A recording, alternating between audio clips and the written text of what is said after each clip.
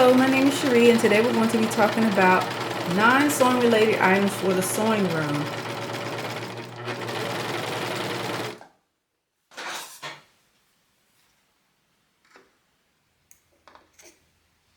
This first item that I have here is a pet hair trimmer, and it is wonderful for removing seams.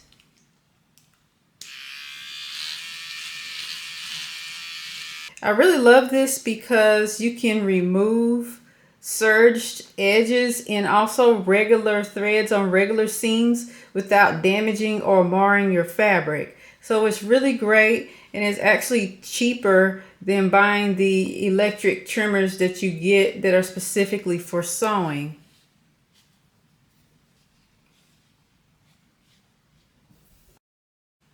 The next item that I have here is a roller that would be used for like wallpaper or something like that. And I'm going to demonstrate to you exactly how I use it in the sewing room. So this is a piece of fabric that I just sewed down.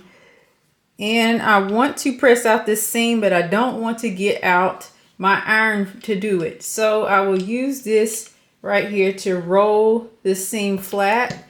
And it will flatten it out just enough so that I can do the next thing on my project without having to pull out the ironing board, get the iron out, let it heat up, and then iron. The next item that I have is a quite common one that you see used in the sewing room, and it's these friction erasable pins. I don't use these on all of my fabrics, but I use them on some. So on this fabric, I've already marked it in 2 areas. And I erased it here, and it doesn't erase all of the way on this particular fabric. So that is exactly why I don't use it on all of my fabrics. But if it's an area where I know that you're not going to see the marks, then I will go ahead and use this friction pin, because it does wash out and end up a lot lighter than this right here. And it works better than using a chalk. See, you can not even see that there. It works better than using a chalk, because you can more easily mark it and you have better control over the pin. The next item that I have here is kind of odd, but it's some chopsticks that I got from the store.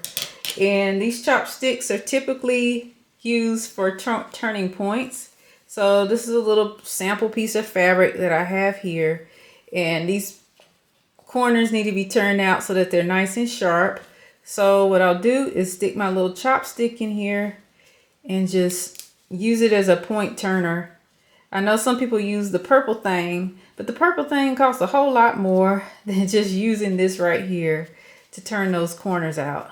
And of course you do need to clip your corners in order to get them perfect, but this is just for demonstration's sake. But you see, it works. So chopsticks, you can get them for under $1, so it's a wonderful thing to use to turn your points. Fifth item that I have here is something that probably most of you already have in your sewing room, and that is this medical table paper.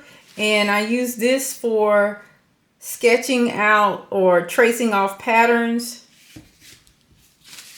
Item number 6 is seemingly odd, but this is what I have.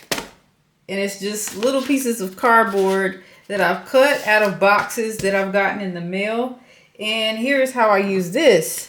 So here's some fabric that I have here, and I want to roll it up. So I just put the cardboard in there so that I can roll it evenly.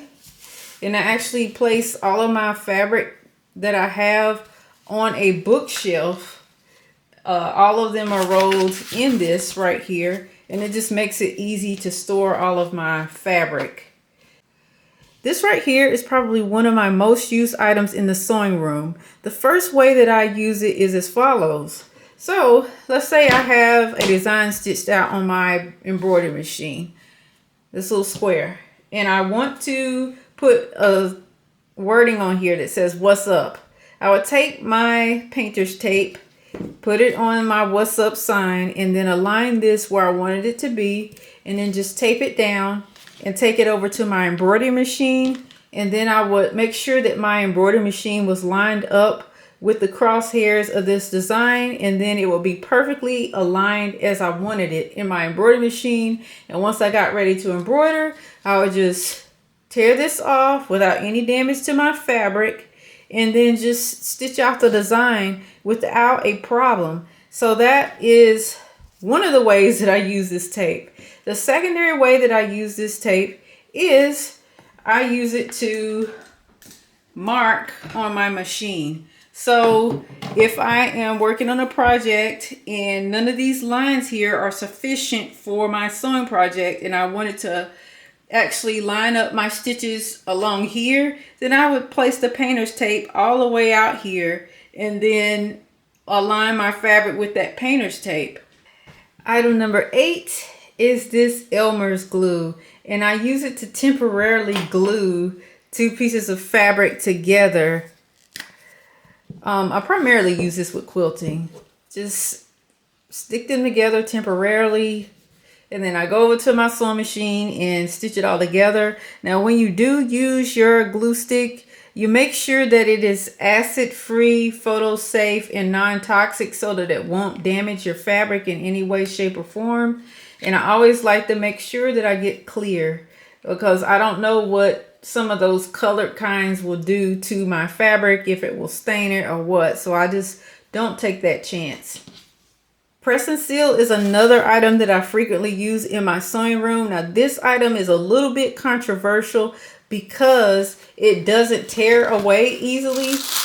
I just use this right here and trace out whatever I want to trace out, and then I stitch over top of it so that I can stitch out my design when I'm doing free motion quilting, or if I'm doing embroidery, sometimes I might also use this for tracing out things. But when it's time to actually tear this stuff away, it actually takes quite some time to tear this away from your fabric, and you also want to tear it away from the fabric without ripping up the stitches that you just made. So this is a good thing. It's a cheapie, but at the same time, sometimes it is better to just use it water soluble. But I know that water soluble is quite expensive, so that's why at times I will use this. See how hard this is to tear? And I'm just using my hands just to demonstrate, because that's what you would be using if you were to try to tear this stuff up after you've already sewn over top of it. But it is doable, and I have done it before, so that's why I always keep this stuff in my collection.